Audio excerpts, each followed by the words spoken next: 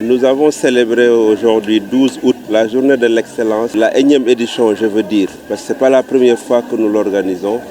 Mais la particularité de cette journée, c'est qu'elle a été beaucoup plus inclusive. Elle se tient dans un contexte où la commune de Ngoundiane s'est beaucoup distinguée lors des derniers examens au moyen secondaire et certainement à l'entrée en sixième. Là où la moyenne nationale est autour de 50%, à Ngoundiane, plus de 75% des élèves ont eu le baccalauréat, avec 10 mentions, dont des mentions bien, des mentions à bien, dans les deux lycées de Ngoundiane et de Diack. Au même moment, au niveau du BFM, on a fait plus de 85% dans les deux lycées et au CM de Séouhaï. C'est pourquoi, en célébrant les écoles élémentaires comme nous avions l'habitude de le faire, on a dit qu'il est important également de féliciter ces élèves qui ont brillamment réussi au baccalauréat et d'autres qui ont réussi au BFM. Mais la particularité également de la cérémonie, c'est qu'elle a été beaucoup plus inclusive. Le comité d'organisation autour du CODEC et des CGE a pensé honorer des enseignants qui ne sont plus à Ngoundiane. Mais si aujourd'hui nous avons obtenu ces résultats, nous le devons à ces enseignants d'aujourd'hui, mais les enseignants d'hier. Aujourd'hui, ils ont rendu un hommage à beaucoup de directeurs d'école qui sont passés par Ngoundiane et qui ont marqué l'enseignement au niveau de Ngoundiane. Ils ont rendu un hommage également à des directeurs d'école ou à des enseignants de CM2 qui ont fait 100% à l'entrée en sixième. Donc en un mot, c'était vraiment une journée riche en enseignement, riche en reconnaissance, mais riche aujourd'hui en récompense aux gens qui ont marqué l'enseignement dans la commune de Ngoundiane. Je peux citer les élèves, je peux citer les enseignants, mais également les autorités que nous sommes. Un honneur a été rendu au maire, à l'équipe municipale, à l'ensemble de mes collaborateurs, et je pense que ça me va très droit au cœur. Quand j'ai analysé les résultats du baccalauréat de cette année, j'étais très fier parce que c'était vraiment le haut niveau. Mais il y avait un petit bémol parce qu'il y a beaucoup de mentions en série S, des mentions en série L, mais il n'y avait pas de mentions en série S1. S1, c'est principalement les mathématiques. Et j'ai taquiné le proviseur qui a été mon doyen à la faculté des sciences au département de maths. Je l'ai dit, là où le proviseur du lycée est un mathématicien chevronné, il a gagné le concours général, Ousseynou Ngom, que vous voyez, très modeste qu'il est. Moi, j'étais son poulain, j'étais son devancier. Là où le maire est mathématicien, là où le proviseur est mathématicien, on doit encourager en tout cas la filière scientifique S1. Il y a une filière scientifique S2, mais la S1 a la particularité, elle promouvoit les maths donnent l'ouverture à tout. C'est pourquoi j'ai lancé un défi aux 4 élèves qui sont en première S1 de faire tout pour faire la terminale S1 et nous allons les accompagner. Mais mieux, à partir de cette année, des résultats du BFM au niveau du CM de Séouhaï, du CM de Ngoundiane et de Diack, on va tirer la pépinière. Les élèves qui ont une moyenne de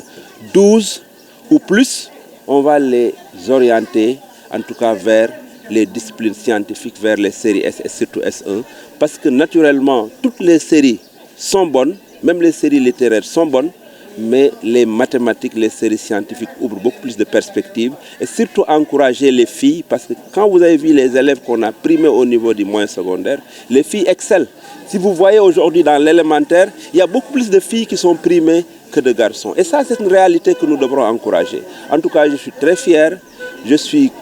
très satisfait et c'est l'occasion pour moi de remercier le CODEC dirigé par ma sœur, Mme Bass Fama, mais également le CGE dirigé par la présidente, l'honorable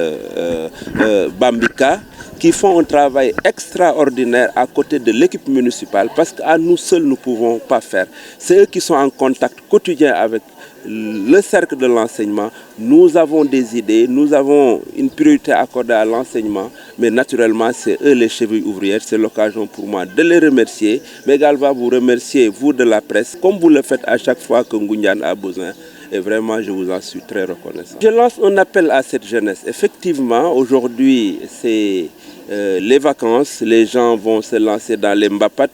dans les activités de football de Nawetan. Je lance un fair play. Et là également, Ngoundiane excelle.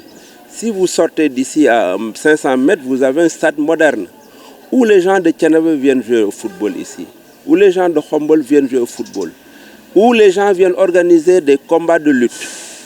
Pendant la Tabaski, c'est au moins plus de 100 combats qui ont été organisés. Et ça, nous devons nous en féliciter. On a une infrastructure qui, dans les prochains mois, sera un stade moderne parce qu'on a la tribune, on a les projecteurs, on a la grille de projection. Il ne reste que le gazon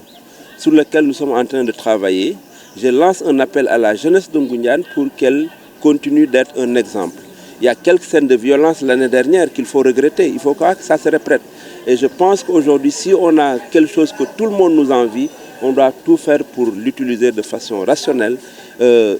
Nawetan, oui. Sport de vacances, oui, mais pas de violence. Ngoundiane n'est pas un peuple violent. Les jeunes, on les invite en tout cas à aller à l'essentiel, jouer. Il y a toujours un vainqueur, il y a toujours un vaincu, mais en définitive, c'est la jeunesse qui gagne. En tout cas, je lance un appel. Je lance un appel aux élèves, aux étudiants de se préparer parce que je pense qu'il y a une dynamique de restaurer le calendrier universitaire. Les vacances, c'est seulement dans 1 mois et demi seront finis, qu'on se prépare la rentrée et Inch'Allah, je vous donne rendez-vous au mois d'octobre. On sera là pour remettre encore les fournitures scolaires aux élèves parce que notre credo, comme Bambi l'a dit, comme Fama l'a dit, c'est qu'aucun élève n'achète une fourniture scolaire à Ngoundiane. Yàgg nañu organiser journée de l'excellence. Bu tey bi moom dafa ala dawme. Li ko waral mooy contexte bi ñu ko organiser. Résultat yi entrée en sixième depuis daaw dafa baax ren yaakaar naa dina gën a baax. Daaw am na ñeenti écoles yoo xam ne 100% lañ def entrée en sixième ñeneen yi c'est entre 95 à 100 ren boo jëlee baccalauréat bi moyenne nationale bi téeméer boo jël juróom fukki nit ñoom ñoo ci am baccalauréat waaye Ngoundiane téeméer boo jël juróom-ñaar fukki ak juróom am nañu baccalauréat ci ñu am baccalauréat am na ñoo xam ne ñu bëri am nañ ci mention bien wala à bien. Boo ñëwee ci BFM moyenne bi nationale c'est autour de 60%. Entre le CM de Sewkhay, le CM de Ngoundiane et celui de Diack ñu ngi autour de 84%. maanaam téeméer boo jël juróom-ñett fukki ak ñeent am nañu BFM. Vraiment muy loo xam ne li ñuy wax liggéey rek mooy fay. Li ñuy def ci enseignement bu ñu amuloon résultat yooyu danañu jaaxal ba tax na. Bésu tey bi bésu mbégte la doon nañu organiser journée de l'excellence mais dañ ko daan yemale généralement ci enseignement élémentaire bi mais même boo ñëwee élémentaire bi innovation bi nu def dañu sargal élèves yi waaye sargal jàngalekat yi ñi nga xam ne ñi ngi fi ak ñi nga xam ne nekkatuñu fi waaye nekkoon nañ fi parce que résultat yi ñu am ren ay la yéwén du enseignant ren yi ñoo ko def dafa am tout un processus comité d'organisation bi am initiative sargal ñooñu vraiment kontaan naa ci lool donc beneen particularité bi mooy comme ni ma ko waxee ñu doon sargal élèves élémentaires yi mais dañu seul tous ces bacheliers yi am mention ak bac ak mention ñu sargal leen jox leen ay tablettes informatique ñi nga xam ne ñoo raw ci cycle élément moyen secondaire ci lycée Ngoundiane ak Diack ñu sargal leen ki raw ci CM Sewkhay ñu sargal leen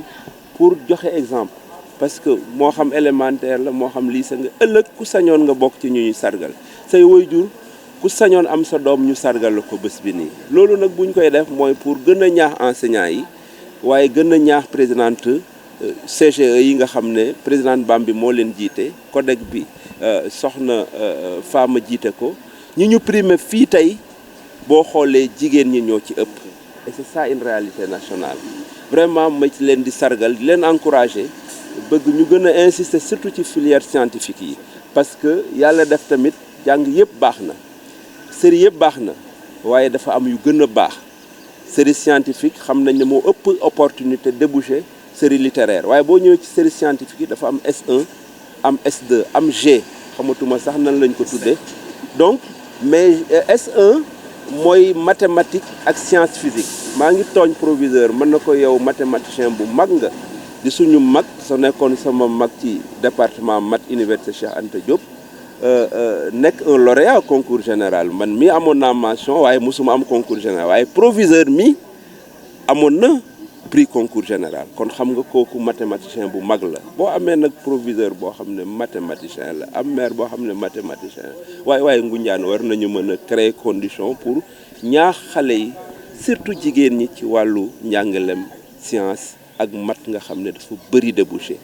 am na ñeent ñu nekk S1 bu soobee yàlla première dinañ leen encadrer ba ñu mën a dem def terminal S1 waaye à partir de du BFM de cette année nañ tànn ñi nga xam ne seen moyenne mat dépassé na 12/20 ñu jéem leen encadrer ba orienter leen ñu dem ci filière scientifique yi bu ko defee ñu encadrer leen ëllëg ñu mën a am concours général comme ni ko Ousseynou amee woon ñu mën a am ay mentions waaye mën a postuler dans les grandes écoles te loolu bu amee yokkute Ngoundiane rek lay doon parce que xam-xam moom fu mu am rek yokkute lay doon donc vraiment may sant ñëpp di gërëm ñëpp di féliciter Fama qui était la cheville ouvrière mais madame Bambika et tout le comité d'organisation di remercier également l'inspecteur qui nous a accompagnés le sous-préfet et toutes les autorités mais le conseil municipal mais également les partenaires yi nga xam ne ku mel ni GECAMINE ku mel ni MINEX ku mel ni COGECA vraiment jël nañ seen tur jox ko boole ak lu nu am ba ñu dajale récompense yi vraiment jox ko xale yi ñii ñu jox leen ay tableau d'honneur du ma fàtte nag madame la présidente di HCCT parce que yàlla dafa def mu recevoir oon ñu école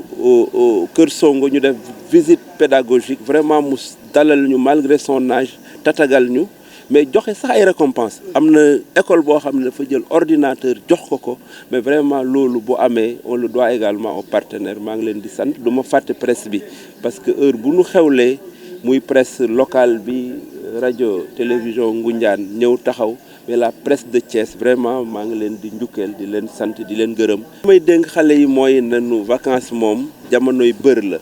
maanaam jamono noppaliku ak loisir nag ñun amuñu géej